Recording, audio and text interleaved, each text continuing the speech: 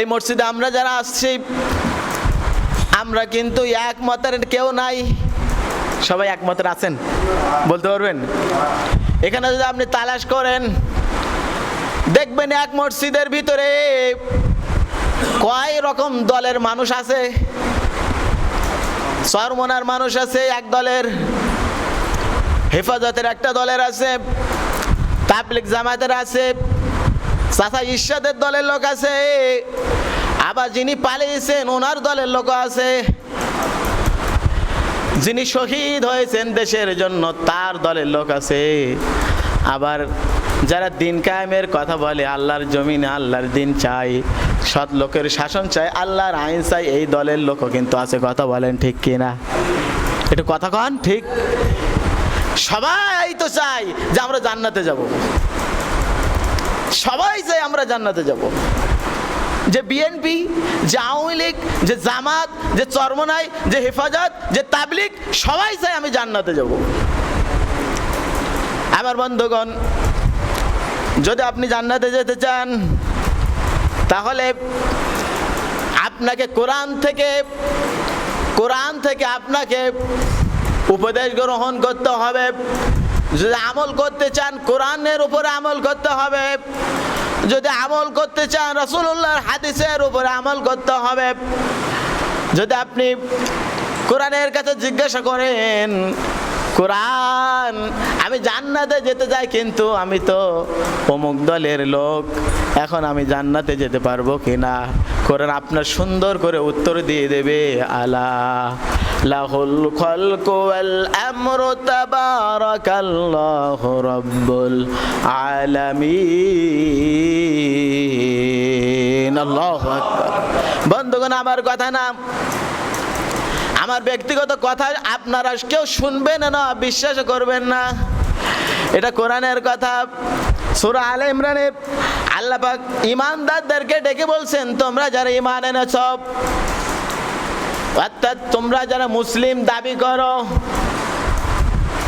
অমুসলিম যারা, বেঈমান যারা, বেঈমানদার যারা, ওদের সঙ্গ, ওদের কথা, কাজ কর্ম সব কিছু প্রথমে তোমাদেরকে ত্যাগ করতে হবে।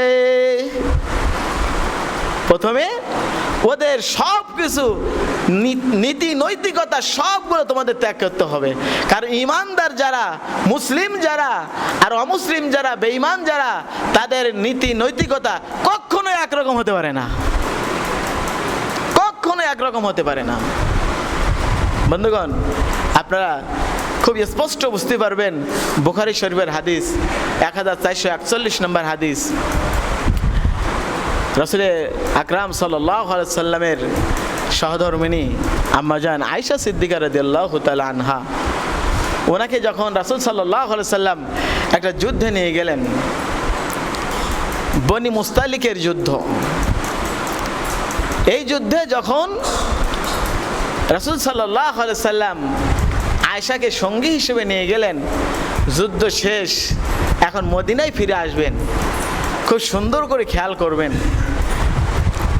কারণ আমরা যারা জান্নাতে যাওয়ার আশা করি, আমাদেরকে অভিন্ন এক হতে হবে। কি হতে হবে? এক হতে হবে। আপনি মসজিদে নামাজ পড়তে আসছেন, খুব ভালো করে খেয়াল করবেন। আপনি যদি বলেন আমি চরমনের লোক, আলাদা জামাত করব। যদি আপনি বলেন আমি হেফাজতের লোক, আলাদা জামাত করব। আমি তাবলিগের লোক, আলাদা জামাত করব। আমি জামাতের লোক, আলাদা জামাত করব, আলাদা ইমাম লাগবে। আমি আওয়ামী লীগের আলাদা জামাত করব, আলাদা ইমাম লাগবে। বিএনপির আমি আলাদা জামাত করব, আলাদা ইমাম লাগবে। মসজিদের ভিতরে আপনার এই আইন কেউ গ্রহণ করবে নাকি? মসজিদের মধ্যে আপনার এই আইন কেউ কি গ্রহণ করবে? কেউ করবে না। বরং একথা আপনি বললে আপনি আর এখানে থাকতে পারবেন না, আপনাকে গলা ধাক্কা দিয়ে মসজিদ থেকে বের করে দেওয়া হবে। কথা বলেন ঠিক কিনা? আল্লাহ পাক এখানে আপনাদেরকে দেখেন কত সুন্দর করে একটা ছোট্ট শিক্ষা দিচ্ছেন। আল্লাহ রাব্বুল আলামিন বলেন, তোমরা যখন ইয়াকা না'বুদু ওয়া ইয়াকা নাস্তাঈন, যখন তোমরা বলো আল্লাহর গোলামি করব, আল্লাহর কাছে সাহায্য চাইব, আল্লাহ আমার রব, তিনি করেন সব, তার হুকুম ছাড়া আমি একটু এদিক ওদিক করব না, তার কাছে ছাড়া আমি সাহায্য চাইব না, তার দরবার ছাড়া, তার সামনে ছাড়া মাথা নত করব না, আমার হাত আল্লাহর সামনে ছাড়া আর কারো কাছে আমি পাতব না। আপনি যখন মসজিদে কথা বলেন, মসজিদের ভিতরে আপনি তখন অভিন্ন এক হয়ে গেলেন। অর্থাৎ নামাজ একটা আল্লাহর বিধান, এই বিধান আদায় করার জন্য, কায়েম করার জন্য আপনি এক হয়ে গেলেন। যেই যেই দলের হন, যেই যেই মতের হন, আদর্শের হন, সব বাদ, আল্লাহর ঘরে একমাত্র আমরা সবাই আল্লাহর গোলাম। এখানে সবাই এক, অভিন্ন আছেন? আচ্ছা, নামাজ এটা আল্লাহর হুকুম, এই হুকুমকে পালন করার জন্য যদি আমরা সবাই এক হতে পারি, তাহলে আল্লাহর হুকুম, কোরআনের বিধান দিয়ে আমাদের সমাজ পরিচালিত হবে, রাষ্ট্র পরিচালিত হবে। এই ক্ষেত্রে আমরা সেই জায়গায় যদি এক না হতে পারি, তাহলে আমরা এইখানে একরকম, বাইরে আরেক রকম, জান্নাতের আশা করা কি যাবে? ছোট্ট জিনিস, খুবই স্বাভাবিক জিনিস আমরা বুঝি না। আল্লাহ পাক বলেন, ইয়া আইয়ুহাল্লাযীনা আমানু ইন তুতিউল্লাযীনা কাফারু, তোমরা মুখে ঈমানদারের দাবি করবে, আর তুতিউল্লাযীনা কাফারু, যারা অমুসলিম, বেঈমান, কাফের, বেদিন, ওদের অনুসরণ করবে। এটা কখনো হবে না, এটা কখনো গ্রহণযোগ্য হবে না। রব্বুল আলামিন এর জন্য আমাদেরকে সতর্ক করেছেন, সুন্দর করে বোঝানোর জন্য। বনি মুস্তালিক থেকে আল্লাহর নবী সাল্লাল্লাহু আলাইহি সাল্লাম সাহাবীদেরকে নিয়ে ফিরে আসতেছেন, পথিমধ্যে বিরতি দিলেন, সাহাবীদেরকে বললেন, ও আমার সঙ্গী সাথীরা, এখানে আমরা একটু বিশ্রাম করব। যার যার ইস্তেঞ্জার প্রয়োজন আছে, প্রকৃতির ডাকের সমস্যা যাদের আছে, তারা এইখানে জরুরাতগুলো তোমরা সেরে নিতে পারো। কাফেলা বিরতি দিলেন, সবাই যার যার মতো প্রয়োজন সেরে নিলেন। ইস্তেঞ্জার প্রয়োজন যাদের খাওয়ার দরকার, যাদের একটু বিশ্রামের দরকার, যার যার জরুরাত অনুযায়ী সেই কাজগুলো করে নিলেন। আম্মা জান আয়েশা সিদ্দিকা রাদিয়াল্লাহু তাআলা আনহা, ওনার একটি প্রকৃতির ডাক পড়লো, ইস্তেঞ্জার প্রয়োজন হলো, উনি ইস্তেঞ্জায় গেলেন, ইস্তেঞ্জা থেকে ফিরে আসলেন। আসার পরে দেখলেন ওনার গলার ভিতরে একটা হার ছিল, স্বর্ণের হার, এই হারটা আর নাই। এখন মহিলাদের যখন দেখবেন কোনো স্বর্ণের জিনিস যদি হারিয়ে যায়, ওই এমন একটা অবস্থা করবে, মনে হবে যেন এই পৃথিবীতে ওর সব কিছু হারিয়ে গেছে। কথা বলেন ঠিক কিনা? মহিলারা বিশেষ করে যদি ওদের অলংকার হারিয়ে যায়, তাহলে এমন অবস্থা ওরা সৃষ্টি করে যে মনে হয় এই পৃথিবীতে ওর কিছু নেই, সব শেষ, আমার সব শেষ হয়ে গেল, আল্লাহ আমার সব নিয়ে গেল, সব শেষ হয়ে গেল। কান্না যে কয় প্রকার, কি কি কয়ভাবে কাঁদতে হয়, ওই সময় ওদের দিকে আপনি লক্ষ্য করলে দেখতে পাবেন। আম্মা জান আয়েশা সিদ্দিকা রাদিয়াল্লাহু তাআলা আনহার হার হারিয়ে গেছে, উনি ওইখানে ক্রন্দন শুরু করলেন, পেরেশানি হয়ে বসে পড়লেন।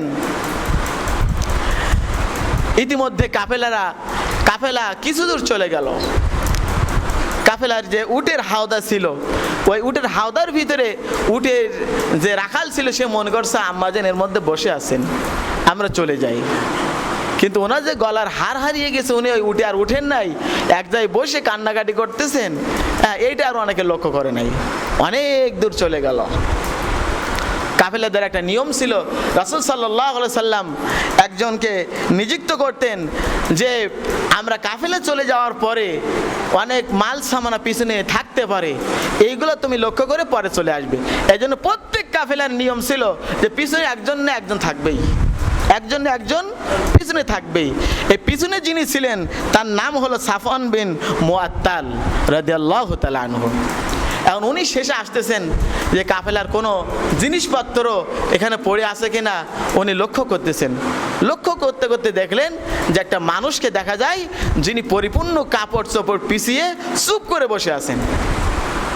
উনি চিন্তা করলেন যে এই যে মানুষের মধ্যে দেখা যায়, ইনি আবার কে?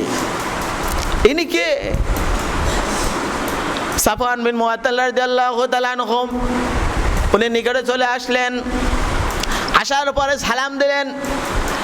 সালাম দেওয়ার পরে উনি বুঝতে পারলেন আম্মা জান আয়েশা সিদ্দিকা রাদিয়াল্লাহু তাআলা আনহা বসে আছেন। বলেন সুবহানাল্লাহ। উনি বললেন, আম্মা জান আপনি এখানে বসে আছেন কেন? বলছে, আমি এখানে বসে আছি, আমার গলার যে হার ছিল এটা হারাই গেছে। খোঁজ করতে করতে আমার দেরি হয়ে গেছে, কাফেলা চলে গেছে। তারা মনে করছে আমি মনে ওর মধ্যে আছি, কাফেলার হাওদার মধ্যে, কিন্তু আমি তাদেরকে ফেল করেছি, পিছনে বসে আছি। সাফওয়ান বিন মুআত্তাল রাদিয়াল্লাহু তাআলা আনহু বললেন, আম্মা জান আপনি চিন্তা করবেন না, আমার উঠে আমি আর বসবো না, আপনি আমার উঠে যাবেন, আমি রাখাল হয়ে আপনার সওয়ারি করব। বলেন সুবহানাল্লাহ। সাফওয়ান রাদিয়াল্লাহু তাআলা আনহু উনি উটের লাকাম ধরে হেঁটে হেঁটে মদিনায় চলে গেলেন। পিছন দিক থেকে এই দৃশ্য আব্দুল্লাহ ইবনে উবাই ইবনে সুলুল ও লক্ষ্য করল। আব্দুল্লাহ ইবনে উবাই ইবনে সুলুল, আপনারা চিনেন তাকে? নাম শুনেছেন? বলেন কি নাম? তার পরিচয় কি? মুনাফিক। মুনাফিক, তার পরিচয় কি বলেন? মুনাফিক।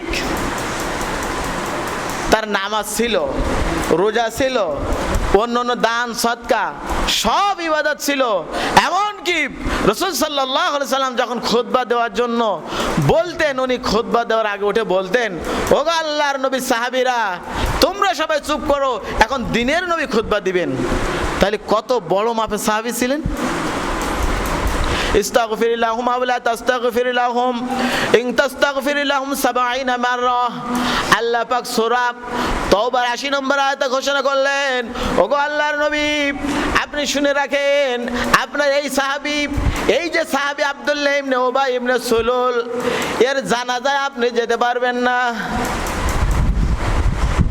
এর জানাজা আপনি পড়াতে পারবেন না, এর কবরের ধারে দাঁড়াতে পারবেন না, এর জন্য আমি আল্লাহর কাছে দোয়া করতে পারবেন না। কি আশ্চর্য! অথচ তিনি সাহাবী ছিলেন, আল্লাহ পাক নিজেই নিষেধ করছেন যে ওর জন্য আমার কাছে দোয়া গ্রহণযোগ্য নয়, ওর জানাজা নাই, ওর কবরের পাশে দাঁড়ানোর কোনো রুসুম নাই, দাঁড়ানো যাবে না, জিয়ারত করা যাবে না। কেন বলেন দিন কেন? তার ভিতরে তো নামাজ ছিল, রোজা ছিল, আল্লাহ নবীর খেদমত ছিল, দান সদকা ছিল, দাড়ি ছিল, টুপি ছিল, জুব্বা ছিল, মেসাক ছিল, সব কিছু ছিল, কিন্তু আল্লাহ কেন তার জানাজা পড়তে নিষেধ করেছেন? একটা জিনিসের অভাব ছিল বন্ধুগণ, যেটা এদের মধ্যে আছে, যারা ইমানদার হবে ওরা অমুসলিমদের কোনোদিন অনুসরণ করতে পারবে না। কারণ যারা অমুসলিম ওরা সব বিষয় আপনার কিছু বলবে না, কিন্তু একটা বিষয় মেনে নেবে না, সেটা হলো আল্লাহর জমিন, আল্লাহর দিন কায়েম হোক, এইটা কখনো কোনো অমুসলিম মেনে নেবে না। আপনি নামাজ পড়েন, রোজা রাখেন, হজ করেন, যাকাত দেন, কোনো অমুসলিম আপনার বাধা দেবে না। দেবে? দেবে? বাধা দেবে? দেবে না। কিন্তু আপনি যখন বলবেন আলালাহুল খালক ওয়াল আমর তাবারাকাল্লাহু রাব্বুল আলামিন, সৃষ্টি যার, আইন চলবে তার, মানব রচিত আইন দিয়ে এই জমিন চলতে পারে না, তখন ওরা আর সহ্য করতে পারবে না। কথা বলেন ঠিক কিনা? আব্দুল্লাহ ইবনে উবাই ইবনে সুলুল যিনি ছিলেন, ওনারও এক জায়গায় বাধা ছিল। কারণ আব্দুল্লাহ ইবনে উবাই ইবনে সুলুল যখন রাসূল সাল্লাল্লাহু আলাইহি সাল্লাম মক্কা থেকে মদিনায় গেলেন, ঠিক যাওয়ার আগ মুহূর্তে আব্দুল্লাহ ইবনে উবাই ইবনে সুলুল ওই মদিনার প্রেসিডেন্ট হতে যাচ্ছিলেন। ওনার ইচ্ছা ছিল যে আমি মদিনার রাজত্ব করব, এই মদিনা আমি চালাবো, আমার আঙুলের ইশারায় প্রত্যেকটা মানুষ ওঠা বসা করবে।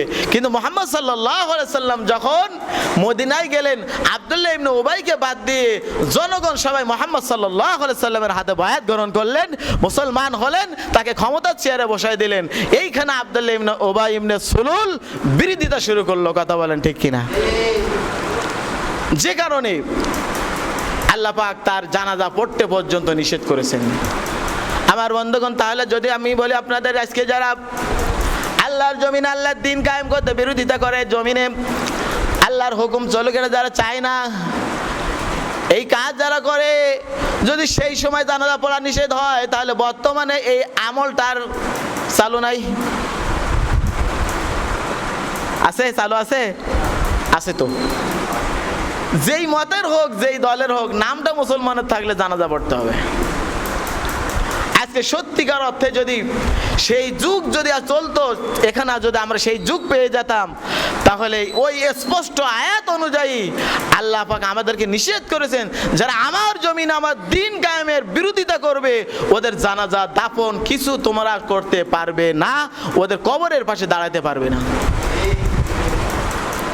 এখানে আমরা কিন্তু অনেকেই এইখানে আমরা ধরা, অথচ আমি জান্নাতে যাব, জান্নাত মামুর বাড়ি তো, এটা এমনি এমনি আল্লাহ দিয়ে দেবেন। হাসিবান নাসু আইয়ুতরাকু আইয়াকুলু আমান্না ওয়া হুম লা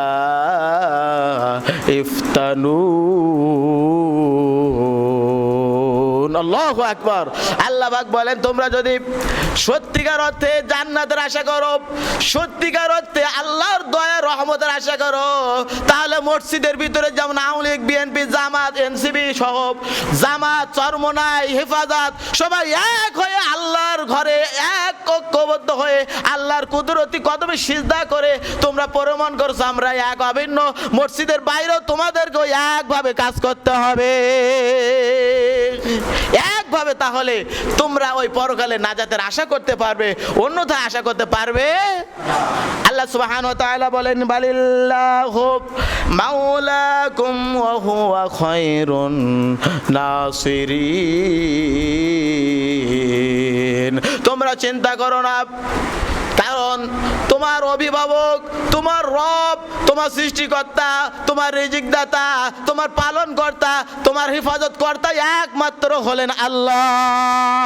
এই দুনিয়ার কোনো নেতা নেত্রী, কোনো মানুষ তোমাকে হেফাজত করতে পারবে না, খাওয়াতে পারবে না, বাঁচাতে পারবে না, সুস্থ রাখতে পারবে না। সব কিছুর মালিক হলেন একমাত্র আল্লাহ, ঠিক কিনা? সব কিছুর মালিক, সব কিছুর মালিক ওই রব, যিনি আমার আপনার সব কিছুর মালিক হবেন। আমরা তার অবাধ্য হতে পারি কখনো? বলেন তো বন্ধুগণ। এজন্য আমরা যতটুকু আলোচনা শুনলাম, এক অভিন্নভাবে যদি আমরা সেই জান্নাতের আশা করি, ইমানদার হিসেবে দাবি করি, তাহলে মসজিদের ভিতরে যেমন এক আছি, মসজিদের বাইরেও আমাদেরকে এক থাকতে হবে। মসজিদের বাইরে শুধু নয়, পরিবারে, সমাজে, রাষ্ট্রে, সব জায়গায় এক থাকতে হবে। কারণ আল্লাহর জান্নাত পেতে হলে অভিন্ন কোনো দল মত গ্রহণ করা যাবে। আল্লাহ যেন আমাদেরকে সহিহ বুঝ দান করেন।